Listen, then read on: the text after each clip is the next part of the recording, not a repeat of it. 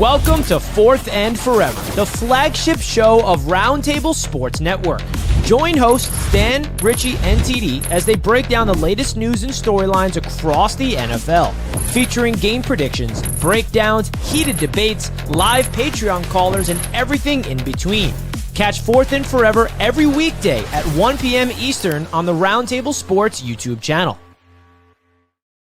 We're live from Buffalo here, a Fourth and Forever special of all of us together. This is exciting. We are here for the Buffalo Bills versus Miami Dolphins game tomorrow, Thursday Night Football. Baby, let's go! Dan, how you feeling? We're in your hometown, baby. Dude, you know what, man? It is nostalgic just being able to ride through the roads that I grew up on. I actually saw the stadium in person for the first time since construction has begun.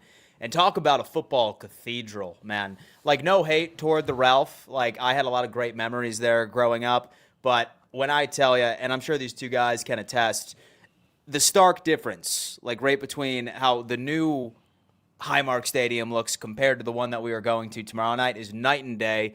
It looks like a damn spaceship. I'm so excited to bring these guys to the tailgate tomorrow. It's been an awesome experience thus far, and it's just beginning. And that's why we did not have an episode yesterday here on Fourth and Forever, by the way, because yesterday was travel day. We were all traveling, flying here to Buffalo, but now we're here, a special Fourth and Forever episode. I don't know if we're going to be able to do one tomorrow unless we do one early in the morning because we're heading to the tailgate throughout the whole day. But stay tuned. TD, how you feeling, man, in Buffalo? I'm great, man. Buffalo, I'm enjoying the city so far. It's my type of vibe. You know, upstate New York is definitely different than New York, the city area. You know, this is more of me. Big trees, beautiful weather, tight-knit community. I love it. But you know what? The only thing that I feel bad about is that this city might suffer a little bit of misery on Thursday night. Unexpected misery. Unexpected.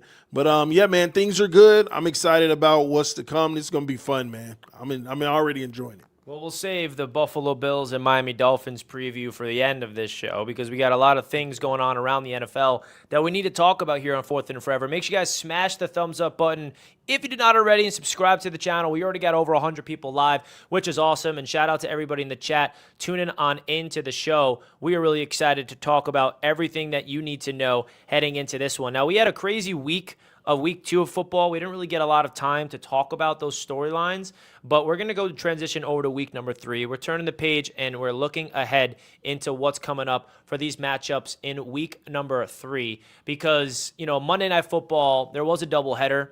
Maybe we could start with that, actually, because we didn't get to talk about the Monday night games. How about that first before we get into the previews? Yeah. I want to start off with that game that kicked off Monday Night Football.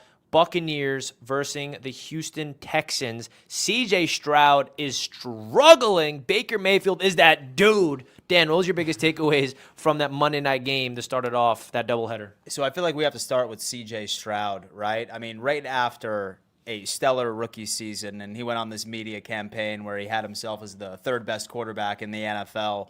What a downfall, I got to tell you. We can blame the offensive line. We can blame perhaps the 2 brand new wide receivers that are being implemented into the offense, with Tank Dell being out all season with an injury, obviously, with Stephon Diggs finding a new home. But my God, man, how many more excuses can we give this guy who was at least crowned by the media as being the next up-and-coming quarterback of the AFC? I've seen a lot of QBs in this league get past horrible offensive line play, even with lackluster wide receivers. I just feel like CJ Stroud is not him. It's crazy when I look at it because who in the hell in this live chat would have predicted that going into 2 weeks of the NFL season, Indiana Jones is the best quarterback in the AFC South?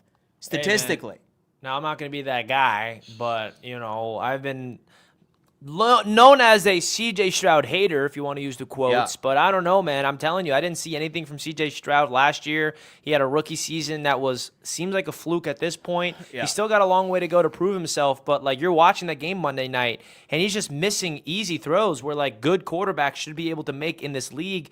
Throwing behind receivers, doesn't really have confidence in where his eyes are. The Texans get a crazy punt return all the way down the red zone, and then it's just 3 straight bad balls. They're forced to kick 3 3 points. And then the Tampa Bay Buccaneers, I think the biggest play in that game was Todd Bowles allowing them to score. They definitely allowed him to score that touchdown. Nick Chubb, they let that happen, which is strategic, because if they did not do that, they would have kicked 3 points and Baker would not have got the ball. But instead, Baker Mayfield gets the opportunity to march down the field, and he's that dude. TD, your overall reaction to that game and CJ Stroud's woes? Yeah, it's really highlighting C.J. Stroud right now. At the end of the day, he's sitting here in year 3, if I'm not mistaken. And, I mean, we all saw it in year 1. We saw special in year 1. Last year was very underwhelming, but you gave him a pass because of year 1. But I'm sorry, 2 weeks in, he's now on the clock. C.J. Stroud is now on the clock. He's regressing from what he did as a rookie. You want to see rookies, second-year guys, and third-year guys' trajectory head up. His is actually heading down. I was worried about this from quarterbacks like Jordan Love. But what is Jordan Love doing this year? That's what C.J. Stroud is supposed to be doing. Continuing to bring that stock up, even though you had a down year last year. But that's not happening. So the real thing is, what's going on? What's wrong with C.J. Stroud? Because we've seen it before, or has the league just caught up? I just feel like he's just never that dude. I mean, even his rookie season, all of his highlights came from these like improvisations, like crazy splash. But from a pocket standpoint, being a consistent throw of the football, I never really was impressed with C.J. Stroud being like a top 5 guy. Yeah. I honestly didn't expect him to be this bad. But there's something wrong, and even Houston Texans fans are like looking at themselves like, is C.J. Stroud not as good as we initially thought? So after his rookie season, I brought something up on the AFC East Roundtable, or perhaps it was the show we were on prior to Fourth and Forever. It was BetUS TV's The Huddle. And one thing I said, and people thought that I was trolling, I said, look, like don't over obsess over his 6 interceptions or 4 interceptions he had during his rookie season. He still had 25-plus turnover-worthy throws during his rookie season. I told everyone, I was just like, dude, I promise you, this guy can get got. There is a bit of luck that goes into the quarterback position. It happens with each and every single one of them. But I do think that he has been brought back down to earth. Now, funny enough, right now where the league stands, there's 10 0-2 teams. I just made a TikTok about it, as a matter of fact. And I have 2 teams that I think they could still potentially turn it around and still make the playoffs. Let's go. Who is that? It is not the Jets or the Dolphins. I have the Chiefs, and surprisingly enough, I do have the Houston Texans. I think, based off of how their schedule eases up a little bit, I trust them to maybe take away a couple of divisional matchups. I have no idea what to think of Jacksonville. I still have no idea what to think about Indianapolis. Yeah, I'm excited about Daniel Jones. I'm excited about like what we're seeing on the field from them, but I think the AFC South is still very much anybody's game, even including the Titans, but I still have the Houston Texans figuring it out. That defense is just way too suffocating. So let's stay here with the Houston Texans for a moment. We know that the defense is suffocating right now, but what are your thoughts on what are the other issues? I know C.J. Stroud's having his flaws right now. Are there any other things from a team standpoint that they're struggling with? How is the O-line doing that? Like, are they struggling? So all of these factors, and that's why I said that, all of these factors come into play.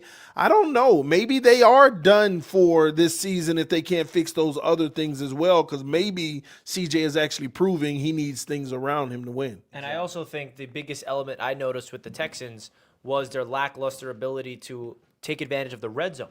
They're not scoring touchdowns. How many times do they get into the red zone and settle for 3 and go for the 4th down, not get it? They went for it on 4th and goal at the 1-yard line, and they're like just not executing. So I think that's a big part of it. You know, the Buffalo Bills, I give them credit. Like, the reason why their offense is so potent is whenever they're in the red zone, they have the highest touchdown percentage when they enter the red zone.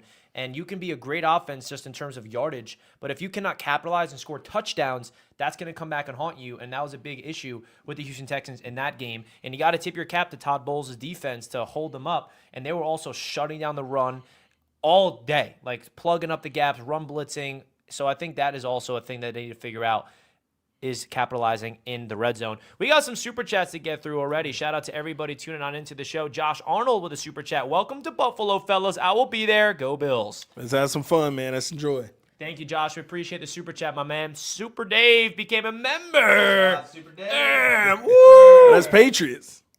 Yeah, man. Patriots fans representing. They came from the dead. Keenan, Kraft, Dobbins, or Collins, Kittle, Pacheco, PPR. I'm going to have to go with Keenan, Kraft, and Dobbins, man. Kraft is an underrated tight end. I just picked him up in my league, which I'm very excited about. Yeah. I would go with the first option there. How can we order those Under Armour Roundtable polo like Richie? You like it, huh? We should get this on our shop, man. I thought those were up. This one. It's custom. This is custom. Oh, okay. We could, if you want beyond the details, we could get these on our shop so you guys can get it. You know, this is a custom thing that we just got internally, but if we want to provide it for you guys, we will make it happen. Right now, it's funny, though. On this side, we got a Wake Up and Ball, RIP. It's going to come back one day. Don't you worry. We should make this a fourth and forever emblem for you guys or make them like a different variations. If you can get AFC East Roundtable on this, maybe you can have it like you can choose which affiliated show is your favorite. It's done. It's done. Think? Yeah, we're gonna do the affiliated merch, so you can get the Roundtable polo Under Armour, and then get the badge of whatever division or show that you want to represent. So it could be it's done.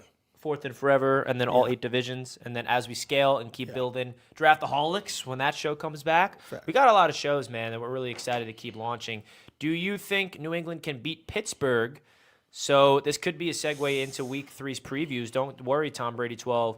We will get there. And speaking of all these, you know, the network, right? I don't think you guys realize exactly what we're doing here at Roundtable Sports.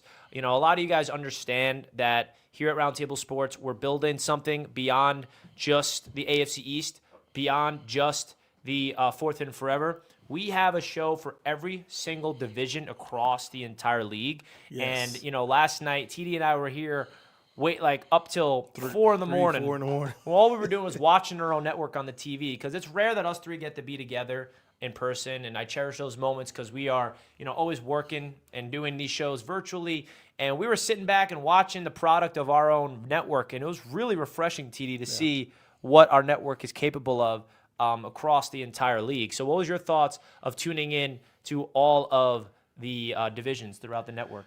Yeah, I think things are going very well. It's amazing just to see the growth of Roundtable Sports so far, you know, with Fourth and Forever being a flagship show with more shows to come as well in the near future. But seeing every divisional Roundtable do the things that they're doing, starting to take off and starting to grow. Didn't we have a Roundtable that added 1,000 subscribers last month? Roundtable Sports Network is your one-stop shop for all things NFL, with daily live shows covering all 8 divisions in the league, hosted by the best content creators on the web, all on one network. Catch the AFC East live every Monday at 7 p.m. and on Wednesdays at 6 p.m. The AFC West Roundtable live Tuesdays at 6:30 p.m. The AFC North Roundtable live every Wednesday at 6 p.m. The AFC South Roundtable live Tuesdays at 7 p.m. The NFC East Roundtable live every Tuesday at 6 p.m. The NFC West Roundtable live at 9 p.m. on Tuesday nights. The NFC North Roundtable is at 6 p.m. on Wednesdays, and the NFC South Roundtable is live Tuesdays at 8 p.m. EST. And of course, Fourth and Forever, the flagship show of Roundtable Sports Network, covering all things NFL at 1 p.m. Eastern Standard Time on the Roundtable Sports YouTube channel. Real coverage, real fans. It's crazy work, man. Just to get to sit back and enjoy clips like that. You know, we're always on camera like Fourth and Forever, AFC's Roundtable, you know, providing content. Just sitting back, actually enjoying content. We were watching all the Roundtables last night, just the different divisions. It was pretty fun. So y'all got to let people know about the network, spread the news. I know you have friends and family members that are fans of other teams that you don't like. Let them know about Roundtable Sports so they can get all the latest news right here in one place. Yeah, man, we're putting in a lot of work behind the scenes, and it would be awesome, guys. Like, say you are a Vikings fan. Don't just watch the NFC North Roundtable. Go check it out. If you're a Bills fan, don't just check out the AFC East. We want you guys to go tune into all 8 divisions. They all have their own personalities. They have their own unique debates. Dan, what was your thoughts of basically having all 8 divisions launched and your overall thoughts of how they've been going so far throughout the network? So I'll tell you what, so far it's been a dream, man. You know, like we started, 5 years ago, where we just thought that this would be a really cool way for us to sort of gain exposure from opposing fan bases, you know, rotating from channel to channel. But then now, once we end up finding a top personality for each and every single team, it's awesome. And we're not stopping there. I mean, look, I got to tell you, we want to expand out into other sports. We want to expand out into basketball, into baseball, into the Premier League, perhaps. Who knows? We're not stopping. We are continuing, and we have to give a giant shout out to everybody that has believed in us from the very beginning. And wow, look at what we have built. And this is not an us accomplishment; it's a you guys accomplishment as well. For real, everybody in the chat watching everybody and hitting the like button all over the place. That's how this is really possible. So shout out to you guys. And another big shout out to our Patreon members. You guys are a big reason why we're able to do what we do. If you guys want to become a Patreon member, link in the description. You guys can not only sign up to call into this show, but call into every single divisional show, talk your trash, or just have a comment across the entire network. You get access to the caller links. So let's get into our callers right now. Why don't we? All right, so let's start off with Mr. Flicks. You're up first. Flicks, what up, my man? Yo, what's up? What's up, man? I'm not gonna lie. That intro was pretty tough. I'm not gonna lie. You like That it? intro was pretty nice. Thank you, yes. brother. Thank you, brother. Appreciate that. But you know what's not tough? Tua. Tua's press conference. Yeah. Dude, we gotta talk Man, about that. We gotta if talk he's about saying he's not half of what Josh Allen is, then we should not be paying him half of Josh Allen. Like, he should be getting paid under $100 million then, if that's the case.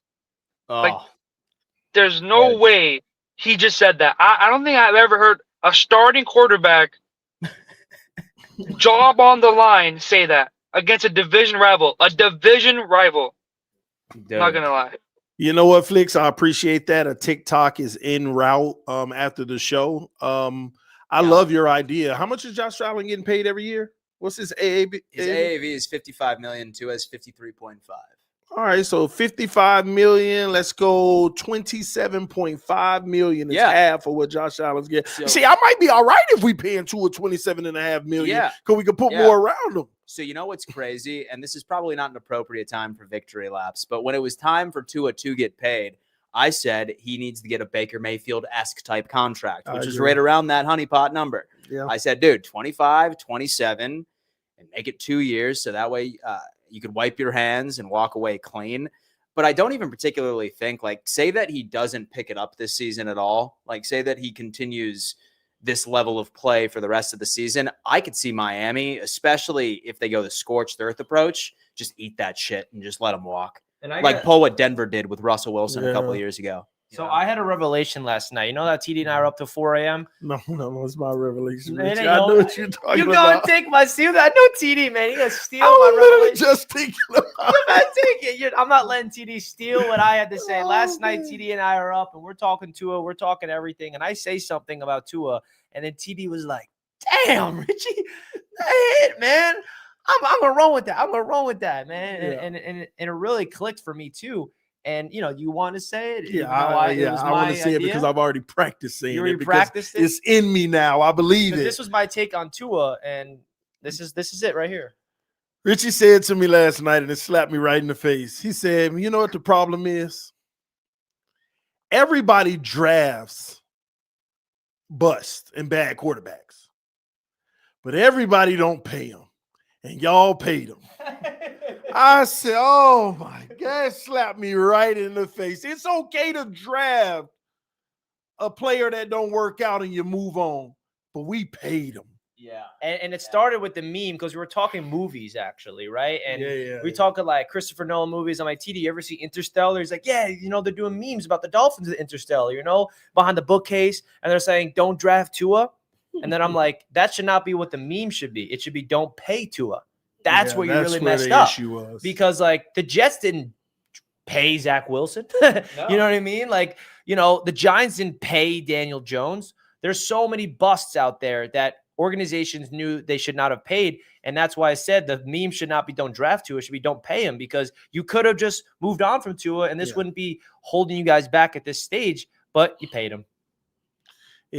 Truer words couldn't be spoken. I mean, that's just a cold-hearted reality. The Dolphins, hey, you can fail. It's not easy to find, Lamar Jacksons of the world, that guy in Buffalo. And it's not easy to find these guys. So until you do, you shouldn't be paying them. And a lot of teams are in like this rat race for paying guys that are not as good as the top guy. And want to know something? Why are all the top guys, their contracts seem humbled compared to the guys who haven't proven anything to sit up there and get the money that they're getting. Yeah. It's like crazy to me. Like if Tua's getting 53 million, Josh Allen should be 75. Yeah. You know, No, it's crazy. It's true. And I got to correct myself. The Giants did pay Daniel Jones.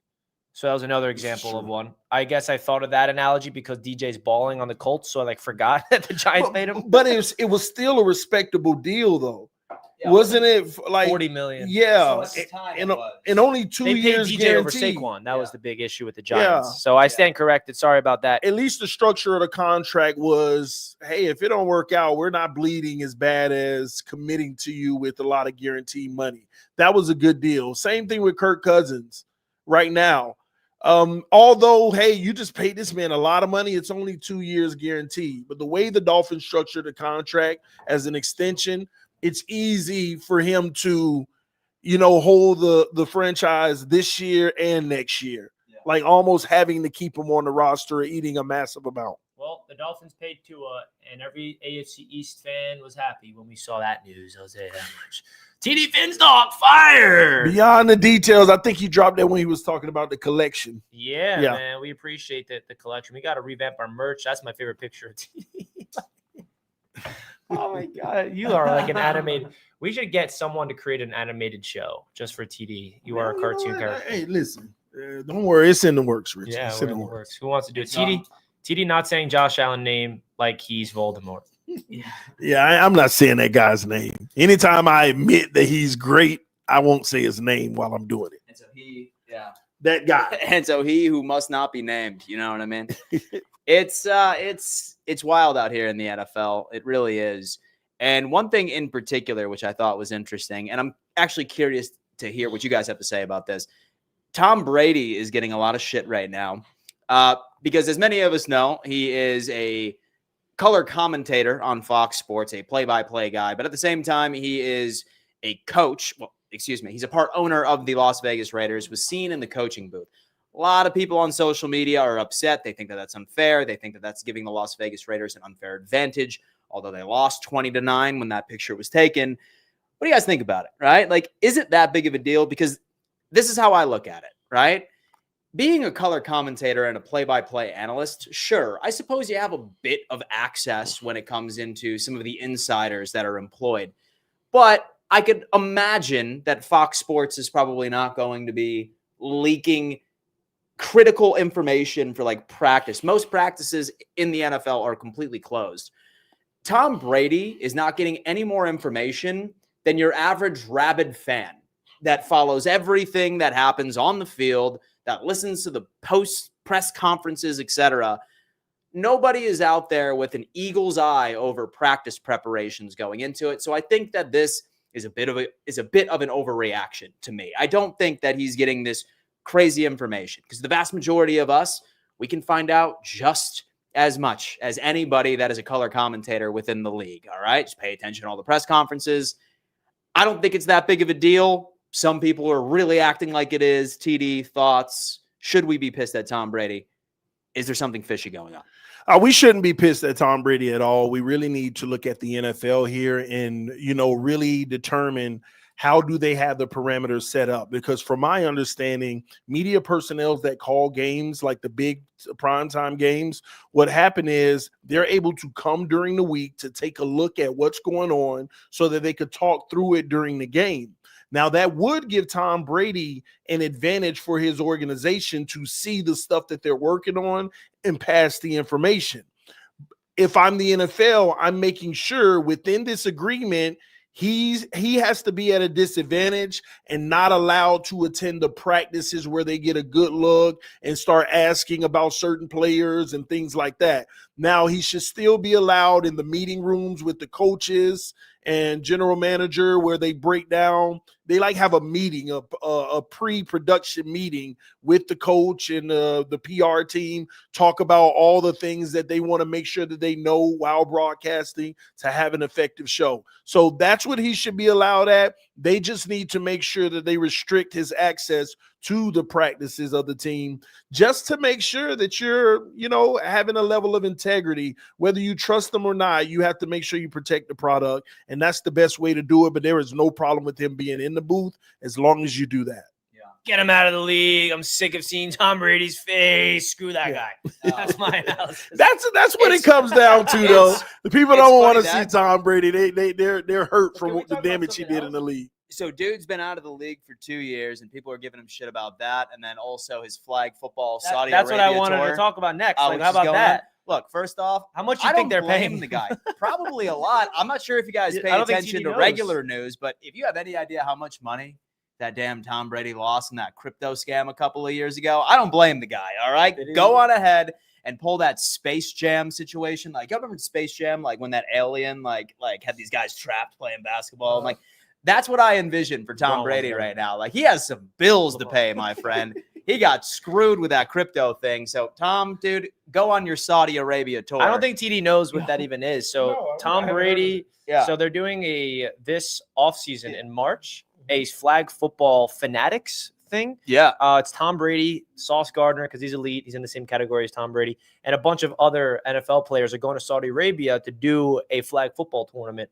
And I think that's what my opinion with that is, that's getting the NFL prepared for the Olympics. Yeah. You're going to get a first idea of these NFL players playing flag football. Tom Brady made that announcement on Monday Night Football. Your thoughts? Yeah, I didn't know about that, but that's exciting. And I'm going to do a piece, and I'm out of retirement. Wow, that's amazing to actually play. That's going to get a lot of eyes, and it is a good transition for the NFL.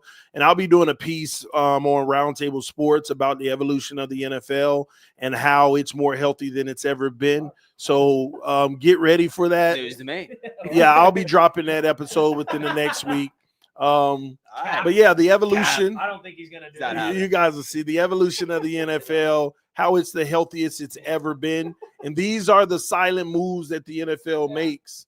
And from a PR standpoint, they use everything. They use everything around to actually promote the NFL and make it bigger and better. And to be in Saudi Arabia doing something like that, introducing that to potentially the Olympics, getting people riled up for flag football is another piece of it. So, yeah, man, good stuff for Tom Brady, though. I'm not a Tom Brady hater anymore. You know that? Soon as he officially retired, neither am I. I haven't been a Tom Brady hater. He did his damage, and so much. He did it to a level where you gotta let that be what it was. Screw Tom Brady. All right, let's get into some more Patreon callers. Next up, we got Mr. Lino's in the house. It's good, Lino. Lino, what up? What's going on, fellas? Can you hear me good? Yeah, we can hear you, brother. Oh, yeah, I just cut off. No, you're good, bro. You're live. You're here. We hear you. Technical difficulties going on? No, not at all. We hear you. Unless it's on. And so I see our service is kind of messed up right now. All right, I can hear you now. Okay, I can see you now. All right, everything looks good now. All right. It's good. You can hear us? What's up? Oh, that might be me. All right, I can hear you now. I can see TD, that bum. Nah. TD, man, hope you got your war face on, man. Hope everything going good, man. Hope you loving my city, Hope they're treating you some good wings, Dan. Oh, yeah, we went to Bar Bill yesterday. He missed out on Bar Bill yesterday. But we ended up ordering some wings at the crib last night. So he's getting his taste, man. Okay, good. Yeah, I just want him to, see about this new era. Hope he's back up in the mix. Let him know that Finn's down as usual, baby. I'm saving the smoke for later on tonight. Lino, do me a favor. You just need to focus on your fantasy football since you took an L to me last week. So I don't even know why you're speaking on that. So. Oh, my gosh. Yeah. You cheater, RotoWire, Dan Levin, helping you out. Got over you now. No, he's never going to let that go, Lino. We told you use RotoWire, trying to help you, but you didn't. So now you wondering why you were projected about 160 points and I was projected 90, but I beat you. And I didn't just beat you, I beat you bad. Hey, I messaged Dan and Richie. I want the RotoWire code. Didn't hear nothing back, buddy. Yeah, I feel like this is a setup. I want my money back. Oh, man. Well, shout out to Lino. Thank you for the call. As always, Lino, we appreciate you. And speaking of RotoWire, man, we got to bring up RotoWire, the ultimate fantasy football tool. It's Dan's favorite fantasy football tool. Dan, you love RotoWire, don't you? I do indeed. You want to know why? Because it lets you know, all right, how quarterbacks or how particular players play in every single scenario that you could find in a football game. Below 45 degrees, below 30, against 3-4 defense sets, against 4-3, against nickel, the whole nine. Some of the most advanced analytics you've ever seen in your entire life. I'm sure a lot of you guys sweat right before it's time to finalize your lineups, right? Me personally, back in the day, I would have no idea if I should keep so-and-so on the bench for somebody else in my starting lineup. I know a lot of you fools watching this right now have seen your bench collect close to 90 points for the past 2 weeks. It's just how it is. If you had RotoWire, that would not be an issue. It gives you matchup v matchup advantages. It gives you a great trade analyzer in case any of you guys are nervous that you might be getting shafted from a particular trade. Have no fear. It lets you know how fair it is based off of their model. But the best thing about it is, folks, is that as long as you sign up for it and use our code, you are receiving 15% off. It is hands down a must get investment for the fantasy football season this year. Shout out to RotoWire for being proud partners of the Roundtable Sports Network. Yeah, man. Shout out to them as always. Let's go. Let's keep it moving along. Let's get into some previews, man. Let's talk a little ball. Come on. All right, let's talk some ball. Now, we have a Thursday night game, but we're going to save that. All right, we're going to save that a little bit. All right, so there's a lot of games to talk about for this week coming up. You know, there was some, Jets news today with Justin Fields being out, but we'll ignore that. Save that for tonight's show because I don't want to get upset.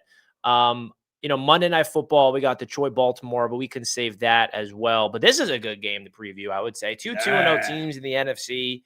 You got the LA Rams taking on the Philadelphia Eagles that everyone's hating on because of the tush push. They're doing things illegally. Yeah. I'm sure everyone's going to ride the Philadelphia Eagles in this game. This is also a playoff rematch, by the way. But Dan's going like this. He's taking the Rams. I'm taking the Rams. I'm taking the LA Rams. Damn. Why don't you tell us why? I'm standing on business right now, man. Listen, I think obviously this is going to be a very close game, especially reflecting back during their playoff matchup in the snow in Philadelphia. The Rams were in that game all until the very end. I think Stafford's been looking good, barring a week one sort of mix-up against a Houston Texans defense, which was said earlier right in the show, is suffocating. Like what they're putting together. You see the rebirth of Devontae Adams. He looked great week 2. I think he's going to continue to look good going into week 3. There are going to be some challenges, but I think Matthew Stafford is going to pull out a victory. All I know is that Hurts cannot get away with having 100 yards in the passing game against this team. Love the young defense over in LA. I think they walk into Lincoln Financial with a massive upset. Give me the Rams. Yeah, I totally disagree. The Rams are going to get beat in this game. You want to know why? Because the Philadelphia Eagles, it doesn't matter if Jalen Hurts has 100 yards.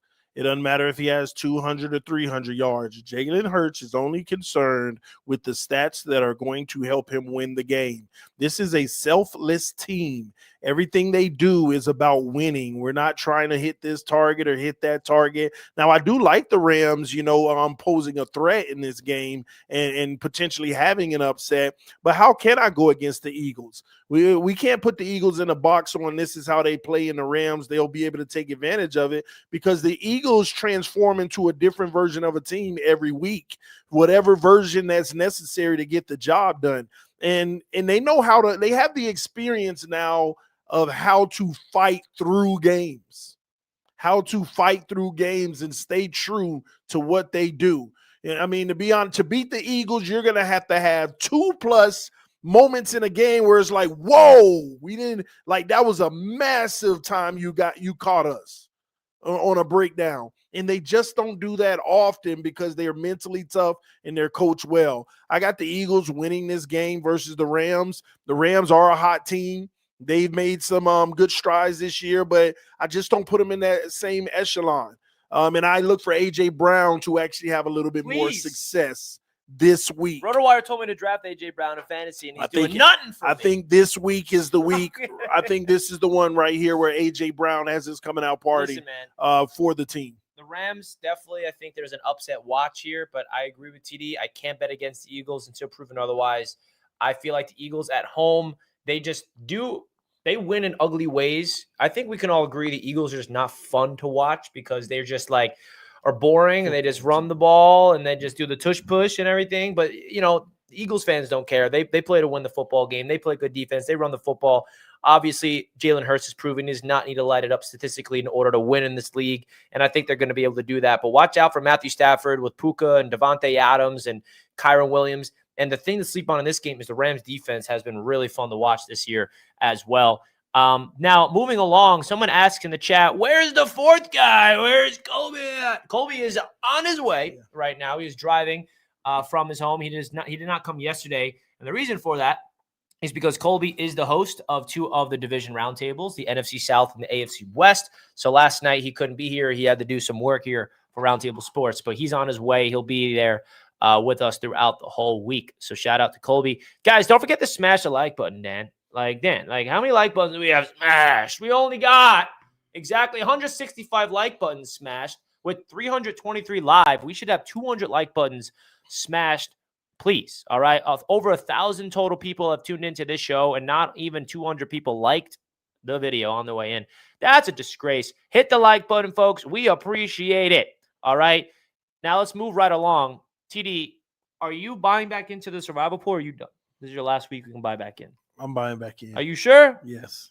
You gonna put your name in properly? Yes, this time I will. And I know who I'm going to pick. Do you? Yeah. Who? You already know? You already know the week 3 matchups? He's picking the Buffalo Bills. Mm. He's picking the Buffalo I know Bills. who I'm going to pick. Who are you picking? No comment. Well, you can't pick. He's picking the Bills. You can't pick the Dolphins. So who are you picking? Listen, Richie, I've lost 2 weeks in a row in Survivor Pool. This If is your I'm going to last win week, it, too. If you lose, you're out. You can't buy back in. I'm going to pick the Eagles. Yeah. You pick How the about Eagles? that? Yeah. I'm picking the Seahawks So over the Saints. the strategy. So for survival Yeah, pools, you gotta TD, remember- No, I is to know the go- strategy, is but to go with you the wanna team see- versus like the closest bump. You know what I mean? Like Seattle's probably a good pick for you, or whoever's playing the Browns might be a good pick. If you for want to win the survival league, you want to save the Eagles for No. later on. Yeah, you do. Yeah. let me explain my theory. See, Well, don't listen to him. No. Exactly. That's the part of the problem. I'm 0-2 in survival. If I lose this one, I'm out for good. So I think that I've stuck with I have a different strategy than everybody else, and it's too late for you all to adopt this. If I go all big time favorites for the next 5-6 weeks, the pool will be cut down by 70%. Oh. I'll be in the top 30% of the pool. Well, you guys have already gotten rid of some of the, you see what I'm saying? So yeah, I think that's a good strategy for me now. Seahawks, because that's the team that I'm leaning towards. Seahawks That's at a home. good. That's a great one. That's a great one. Taking Seahawks over the Saints. So yeah, I just want to be there in the end, and then I have to strategically pick Yeah, some. but you're making it seem that the Eagles are facing off against a team that's bad. The Rams are 2-0. Like that's a yeah, but sketchy pick. I just know that the Eagles are going to win. But You honestly, want to pick the Eagles when they're facing against the Giants. you know what? You're right, Richie. Thank you. I'll pick Seattle. Well, now I'm scared. This is a guarantee if too. the Seahawks lose. But there's a lot of other games. I feel like looking at it, all the matchups, the Seahawks are probably the one of the most popular ones. And I'm not going to lie, a lot of people are going to pick the Bucs over the Jets. I wouldn't. No, Why? that's 'Cause Tyrod? No. But it's similar. I see a lot of similarities. I don't know think that the Bucs over matchup. The Jets is one that people are going to pick. I think Seahawks is one. The Packers over the Browns. Packers over the Browns. That's one. I think that one might even be sketchy though. Yeah, and you want to Yeah. save Green Bay. I'm Bay's telling a powerhouse. the You wanna safest save one them. would actually be the Or Seahawks. what about this one? Colts over the Titans. You leave that alone. Division rivals. Divisional rival. I'm probably Yeah. staying away from that one. Tennessee's at home as well. Yeah. All right. Well, we'll see about that. But what do you guys think about your favorite sleeper picks for Thursday night's game? Oh, I already got it. You already got it. Dan's got it. I already got it. Dan's got it. All right, listen, man. In case you were unfamiliar with Sleeper, #1 player prop platform on the market today, matching 100% of your first deposit all the way up to $100. I got the pick for Thursday night. Tell you what, Sleeper is running a promo right now where Josh Allen more or less 234 yards in the air. We are looking at a very advantageous matchup against the Dolphins secondary. I love that. I'm going more all day. Followed by a Devon Achane over 45 yards on the ground. I think that's going to be one of their only options to get any sort of offense going. I was thinking about going an anytime touchdown. Maybe you guys can think about going the exact same route. But I like Achane, and you have to incorporate 2 players from different teams in order to make it work. And last but not least, I have Keon Coleman over 3.5 receptions. Again, I think after his week 1 performance, going into week 2, I have a feeling he's going to be targeted early and often, and that's almost a steal. $10 wins me $88. Just go on ahead and check out Sleeper. You could see returns up to 1,000x, and depending, of course, how balls you are with your parlay. Shout out to Sleeper for being a proud partner of Roundtable Sports. Yeah. Yeah, I'm on this game too, Dan. I actually like Tua Tagovailoa over 235.5. The reason why is he either has a good game or they're getting blown out and they got to throw the ball, keep throwing the ball to try to, catch up. I think he's going to put up a good stat line as far as yards, which means you better take Tyreek Hill. You better go Tyreek Hill in this one as well on the over, since it's already deflated down to like 62 yards or something. And Achane receiving 39.5. He has been a vocal part of this offense throwing out of the backfield, and he knows how to make the first guy miss a lot. Could have won the game if he didn't have that foot out of bounds at the very end where it was a touchdown call back because his foot went out of bounds. So, yeah. Damn. Brutal, man. Achane. All right, let's move right along. Someone asked if we were going to Barbell. We already went to Barbell, and it was delicious. It was very delicious. Richie, pick the Bucks. It's a win-win for me. I don't know, man. I want the Jets to win and advance in the pool. You know what I mean? I'm going double down, Henny. I'm going double down, baby. Even though not going to be looking for the Jet, not looking good for the Jets this week. But that's when you can expect the upset. If Miami wins, Glenn returning would be hilarious. Oh, no. We're not going to see Glenn until November. Or next year, I think. It'll be here soon. I hope, man. I miss Glenn. TD not saying. We'll We already talked about that. Yeah. So let's move right along and get into some more previews. All right. The Atlanta Falcons on the road versus the Carolina Panthers. Are we buying into the Atlanta Falcons after their Sunday night win, which was pretty unimpressive over the Vikings? It's not so much that for me, right? I don't know what to think of the Carolina Panthers because I saw a tale of 2 teams. For the first game and a half, it looked like Bryce Young was completely incompetent, like dating back to his rookie season and half of last year. But the second half was a hell of a lot more encouraging. I saw the quarterback that we saw at the back half of last year. It's this Falcons team again, right? Like now you have Younghoe Koo. He is on the IR, brand new kicker going into it, while the defense is pretty solid. I'm going to have to go with the Atlanta Falcons. I do still want to see the progression of Michael Penix. A couple of people I talked to are still very high on the fact that Kirk Cousins is going to be taking over as the starting quarterback by midway through the season, especially since he's riding the bench and he's so expensive. But I'm going to have to go with the Falcons here, right? Like, I'm going to need the Panthers to show me that they can play 4 quarters of complimentary, quality football, mistake-free football right before I can give the nod to this team. I have not given up on Bryce Young. I have not given up on the Panthers just yet, but I'm not going to come out and say that they're going to win this game until proven otherwise. And I couldn't agree more, Dan. Atlanta's going to win this game. We forget about their running back. Yeah. We forget about Robinson. Did you see what he did versus Minnesota? And although Minnesota had a lot of injuries on the D-line, it still doesn't matter. The way he was running the football, the defense was in place on almost every play. And one shift or move, and he was gone. He was out of there. He was making things happen. They're going to run the football on Carolina. They're going to control the clock, control the game, wear Carolina's defense out. And I'm not sure that Bryce can keep up with what's about to happen. And the reason why I say that, I think he's going to be cold. He's going to be cold where they're going to keep the ball out of his hands. So because one thing with Bryce, I feel like he's a volume quarterback. He could struggle all day, and then in the fourth quarter, plays start to be made. He's given a little bit of a spark, but it never fully materializes often enough at the end result of a game. So I look for Atlanta's defense to put enough on him. They're scary too. We got to put respect on Atlanta's defense. They've been playing great football. Look at what they did to J.J. McCarthy last week. So, yeah, I got Atlanta in this one easy. How about the Carolina Panthers pulling off what they like to call it, a fake comeback? I mean, they almost came back and got that. When they recovered that onside kick, I know. you're like, wait a second. But then, unfortunately, for the Panthers, they were unable to get the job done. The Cardinals almost blew that. But, yeah, man, the Atlanta Falcons, I think their defense is very underrated. They got 2 first-round picks going after it off the edge. They're getting sacks. They both had sacks in that game against the Minnesota Vikings. I'm going to roll with the Atlanta Falcons as well. But there is something we have to talk about regarding these Minnesota Vikings. Oh, my God. I mean, J.J. McCarthy, did they make a mistake of moving on from Sam Darnold? Or am I getting a little ahead of myself? Because I told you guys in the offseason they are going to regret not keeping Sam and letting him walk out of the building. And now you're seeing J.J. McCarthy go out there struggling, and now he is injured, and now Carson Wentz is the starting quarterback for the Minnesota Vikings. Your thoughts of J.J. McCarthy and his start to this season and your expectations for those Vikings now? So I think that red flag started showing when he ended up getting that knee issue. And make no mistake, like that was a knee issue prior to him even being drafted. I'm pretty sure he heard it during the national championship his last year with Harbaugh.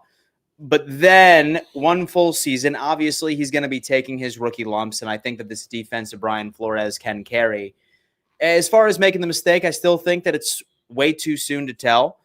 I can tell you, I think that the Minnesota Vikings are in for a long road of pain. Thankfully, they're also playing a team that's going through a similar situation this week where they're going up against Jake Browning, the backup quarterback for the Cincinnati Bengals, who has been able to turn it on, of course, if necessary.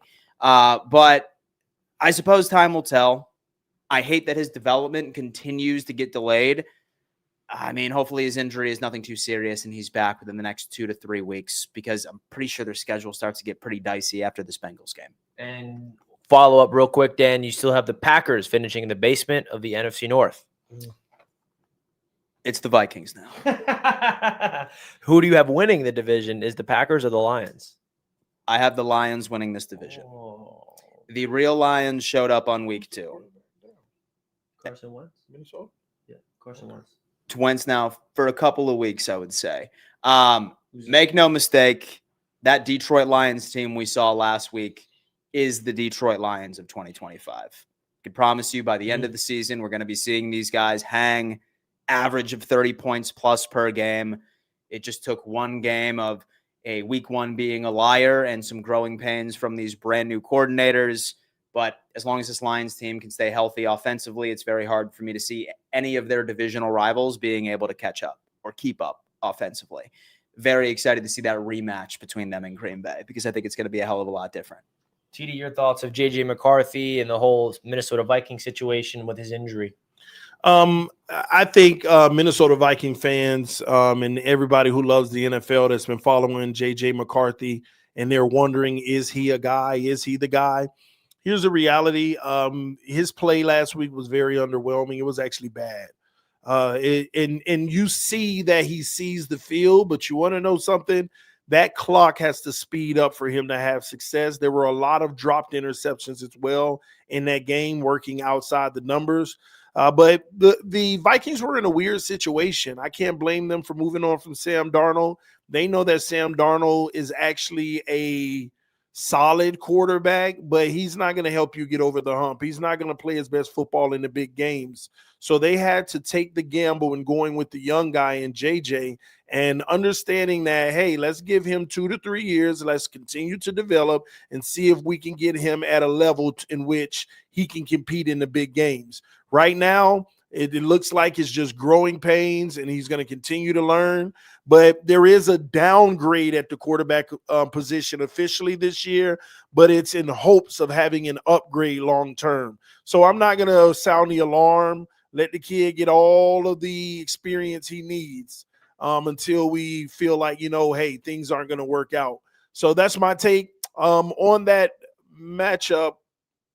Who was it again? It's the Bengals. Yeah, the Bengals. Is that where we are? Backup quarterbacks. It's two backup quarterbacks. Carson Wentz versus Jake Browning. You have the terrible defense of Cincinnati versus the defense All right, of Brian all right. Flores. We're not going to do that. We're not going to do that. We're not going to hold the Cincinnati Bengals to last year's defense. This defense has been better. This defense has been better. I understand, but it's been better though. I think we have to acknowledge, but now you lose Joe Burrow. We lose Joe Burrow. The Vikings spanking Bro, I have Carson Wentz cementing his name for comeback player of the year. What he's about to do to that absolute junior varsity secondary out there, baby. That's what it is, man. Carson Wentz is washed ass. He's gonna go out there and absolutely cook that secondary. No. It's in all seriousness. I do also look at with Jake Browning. Oh my God, he's one of the best QB2s. Like, we're going up against a Brian Flores defense. It's true. Right? It's true. They're going to have a game plan for him. I think they're going to have a game plan. I still think Chase and Higgins are probably going to have a quality game.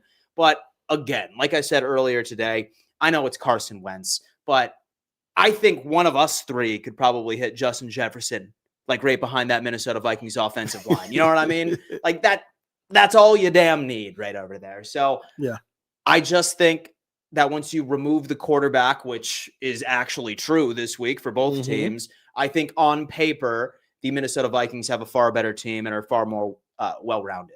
Yeah, if the defense can cause chaos and actually score to help the offense, I like Minnesota in this one barely, man. Barely, though. So we'll see how it turns out, but I got Minnesota. Shout out to Ed Rubin. What's up, boys? Best NFL channel, period. Love you guys together. You make magic. That's awesome. We appreciate that, man. Much love to you. Let's get into some callers. Patreon. We appreciate you guys. Lisselle is on the hotline. Lisselle, what's up? Hey. Hello? What's You up? good? Yep. I just gotta do something quick because right now I'm at work. PD, you ready to get destroyed by the Bills? Whoa, going with heat. Well, Lisselle, I'm not in that type of mind frame right now. I actually, believe that the Dolphins have a chance in this game, actually. Wow, look at that. Well, Lisselle comes on in and talks his trash. Yep. Peace out, everybody. Go good. Thank you. All right. Thank you, Lisselle. We appreciate it. John says Roundtable Sports Daily is better than ESPN. John, love you, brother. That's awesome. Blue asks, where are we at? We're together. Finally, we're here. Orchard Park, baby. We're here. We're in OP, baby. We're in OP. We're all together. It's a rare time, but we're excited for it. Let's get back to the callers. King Lowski. What's good, King? It's the Fourth and Forever crew. Gentlemen, how we doing? Oh, I heard Great. sadness in your voice. Dan Mitchell, you better get that dog. First of all, Dan Mitchell, don't cross your legs and have that doggone smile on your face like y'all did something. You on the throne without a crown like I've been telling you for doggone years, Dan Mitchell. You ain't doggone did nothing. You hear me, doggone it? You ain't did nothing, Dan Mitchell. Huh? You're 0-4. Wide right, Dan Mitchell. I can give a damn about some doggone Jills. All right, let me just say this, okay? Let me ask y'all a question on a serious note. We see a lot of quarterbacks that went down as of recent. Who do you think is going to be most affected? What team do you think is going to be most affected this year by that quarterback going down? And to hell with the Jills, you and Andy Johnson can kick rocks, damn Mitchell. I can give a damn about some damn Buffalo. I hope Miami put fuck in y'all. Damn.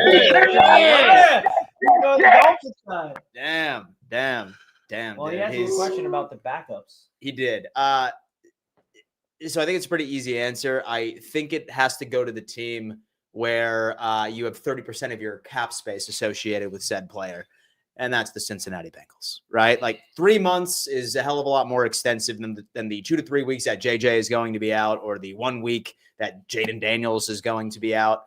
Like, make no mistake, right? Don't forget about us. That team right there is a Joe Burrow, a Jamar Chase, and a T. Higgins type attack. And when you have over 40 to 50% of your overall cap space associated with 3 players, it's going to be a problem. So I think it's hands down Cincinnati. I really do. I actually agree with Richie. He said something crazy. I looked at him, but it's the Jets.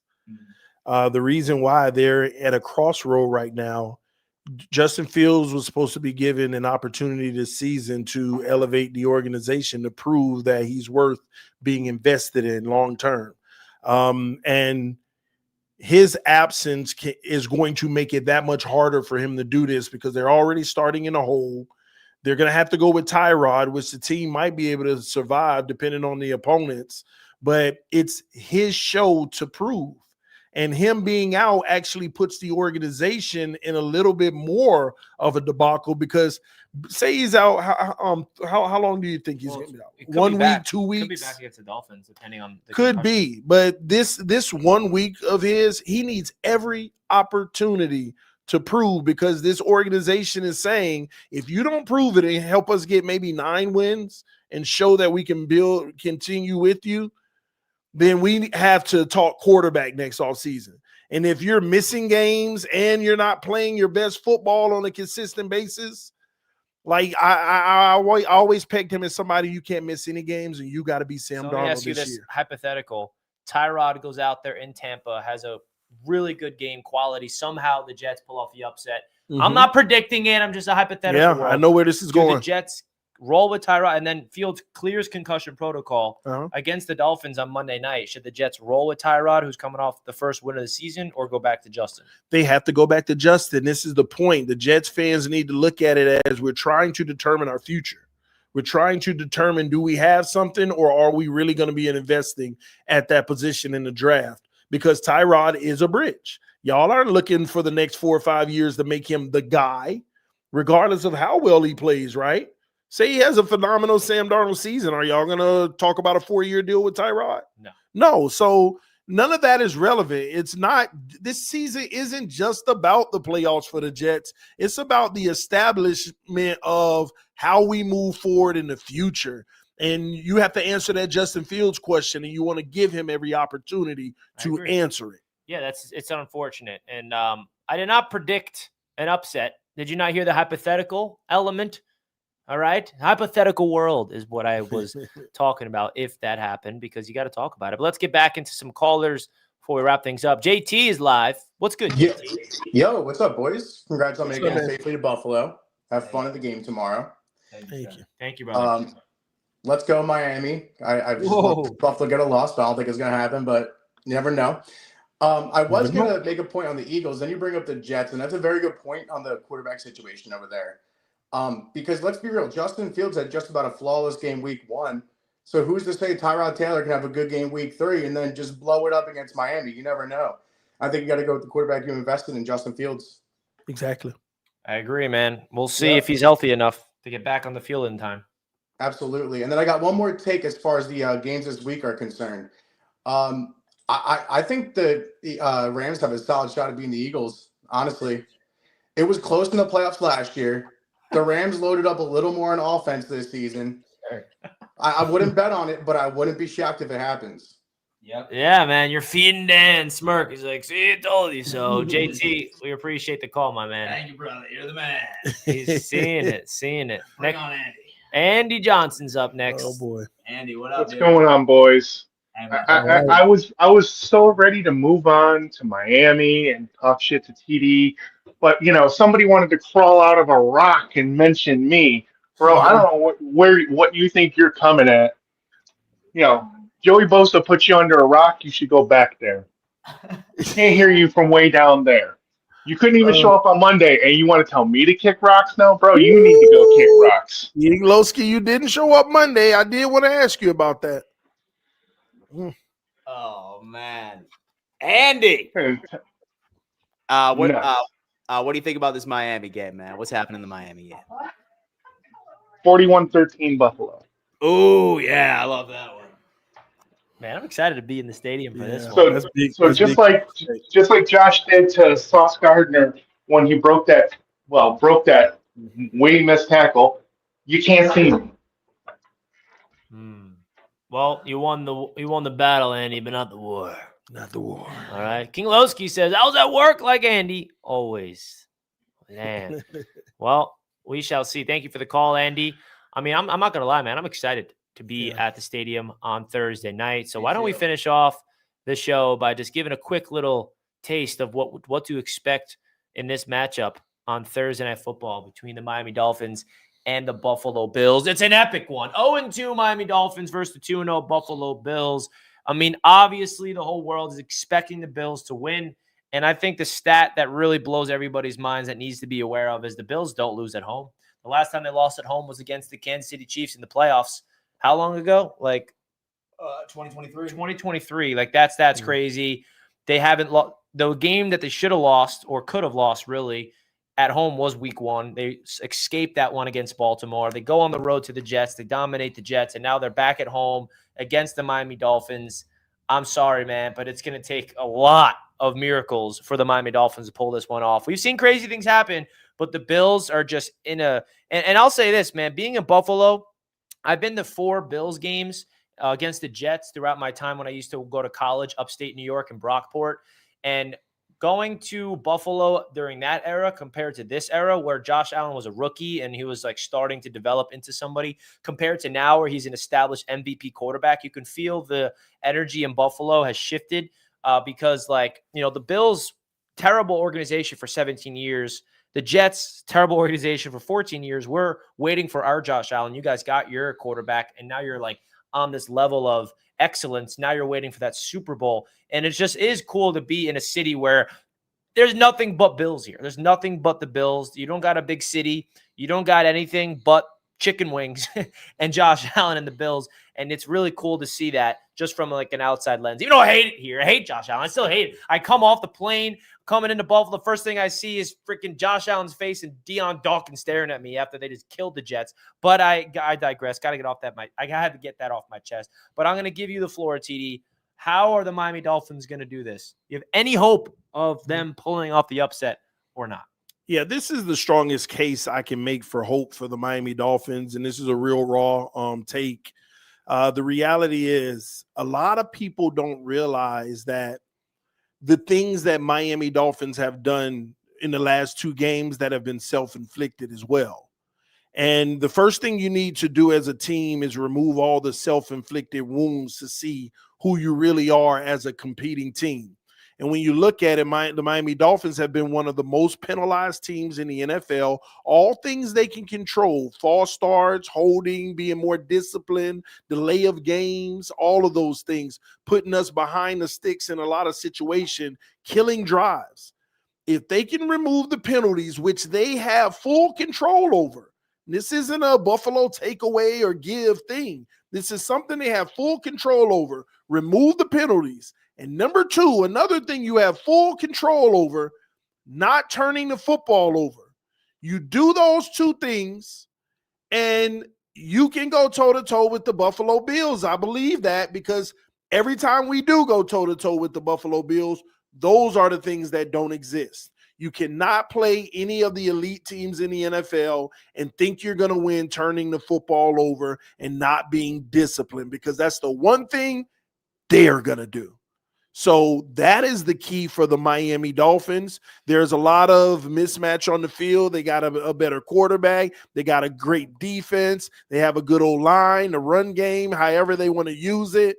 But the reality is if the Dolphins can play mistake-free football and not turn the football over, they have a chance because we still have weapons. We still have guys who you get the ball in their hand, they can make plays, and we're going to do that. But don't kill yourself. Don't make it 2nd and 20, 2nd and 17, 3rd and 12.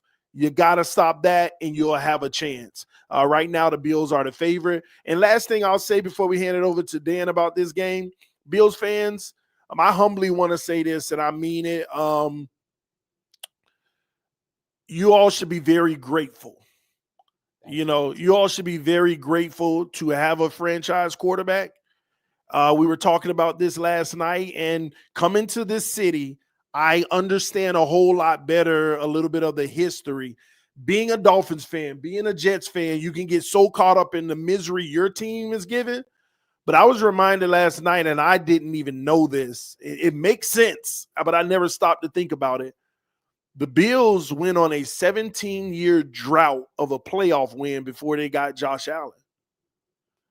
And that puts things into perspective. Now, we're longer so far, but you're going to have times where you go through. You got to find a franchise quarterback. So I say that to Dolphin fans and tell Bengals fans, you should be grateful because look how things have changed. Look how things have changed. But you have a guy. You paid Tua. Don't forget, you got your guys about to go out there, ball out tomorrow night and prove people wrong. He always has the opportunity, but will he take advantage of it? We'll see. So a narrative about this team a while back was that there's always a game that we drop that we shouldn't. Last year, that was completely gone. I think that just goes to show you like how effective Joe Brady and Babbage have been. Like, I truly think that we have all of the integral ingredients for a good culture over here in Buffalo. Like, you're seeing it from Hard Knocks, where like you're seeing Bosa just thrilled and surprised even that guys actually hang out with each other. I mean, really like how it's just a family, right? It is the city of good neighbors, and I really think that all these players are bought in, and it goes to show you how dominant that we are at home. So you're damn right that I am confident in this Buffalo Bills team to sleepwalk their way into 30 points. That's just how the offense is. So that's how James Cook has been operating. That's how Josh Allen's been operating. I would like to see this defense also make plays, start building confidence, as the easy part of our schedule is not going to last all season, folks. We will have our share of challenges, but it's tough for me to go out here and predict that this game is going to be even remotely close at home. Like, this Buffalo Bills team, we know this Miami Dolphins squad. I think that this Dolphins team also like has a bit of fear going up into the stadium, knowing what's going to happen. I'm going to go 35-17. Final score prediction. You got us winning by that much? No, I have the Bills winning 35-17. Oh, be clear now. I mean, I'm hopeful that it could be competitive, but I don't know if that will happen. I mean, when I say hopeful, as a fan going to the game that I don't have a rooting interest, I want there to be a competitive game. I'm excited to be there in the Caesar Sportsbook Lounge. Shout out to everybody who purchased your tickets. We're excited about that. Everyone keeps asking, where's Colby? He's on his way. He's going to be here today. Don't you guys worry. We're going to have the whole crew. And shout out to everybody who purchased your tickets for the event, man. We're really excited to have a full house, jam-packed in the stadium. And this is the last time we'll ever be able to be at this stadium watching a Buffalo Bills game. So stay tuned for the content. Make sure you guys follow us across all social media. I'm going to be posting real-time reactions during the game on X. So if you guys are not following us on X, make sure you do that, because we're going to have a camera glued to Dan and TD during the entire game, reacting to every single play. So make sure you guys stay tuned for all the content. Colby and I will be the social media guys, while these two guys can just be hands-off and reacting as fans. We're really excited about it, man. And thank you for Buffalo for the hospitality. And don't you worry, we may have a special guest at the game as well that someone in the chat is saying, where's this specific person? He may or may not be making an appearance. But we'll see. Anything you want to say to the people, TD, before we wrap up? Yeah, man, I'm having fun. I'm loving Fourth and Forever every single day. We get to talk ball, man, and y'all get to come hang out with us. This is a family. We'll continue to grow it. Listen, this is going to be a game this weekend. I'm excited about the event. Y'all stay tuned. Make sure you're here for every piece of content that we drop, because we want you to be a part of the experience if you're not going to be here, all right? Follow us everywhere we go and everything we do. Love you. Listen, man, I hate the Dolphins, but, man, let's see the Dolphins upset the Bills and ground this guy. All right? You know, they act like, though, it ain't possible. They They act like it's not possible. Like, we really do have a good chance. Come on, man. Let's go, Miami. I'm going to be there rooting for the Dolphins. I don't know how I'm going to do it, but I'm going to do it. I'm going to be there. Richie, I'm starting to feel like we're going to win, man. Man, I'm let's really go, starting to feel Tua. like Devon we're gonna win. A-Chain. Come on. Are you kidding me? Let's see a legacy game from A-Chain. Tyreek step up. Jalen Waddle. You don't even need Darren Waller. I mean, man, you guys suck, man. I'm trying to, convince myself it's not happening, man. If Tua outplayed Josh Allen. Folks, we were so excited to unpack everything. Stay tuned for a shit ton of content all week. And we'll see you. Maybe not tomorrow, same time, same place, but eventually same time, same place. Yeah, Fourth and Forever schedule is going to be all over the place. Even Friday, we're traveling, so we may not even be able to do an episode Friday, but we're going to figure it out. So stay tuned. If you're wondering where it all is, make sure you guys check it out. But we love you guys. Stay tuned for the content. And let's go Jets. Ha ha! Peace out, folks. Peace.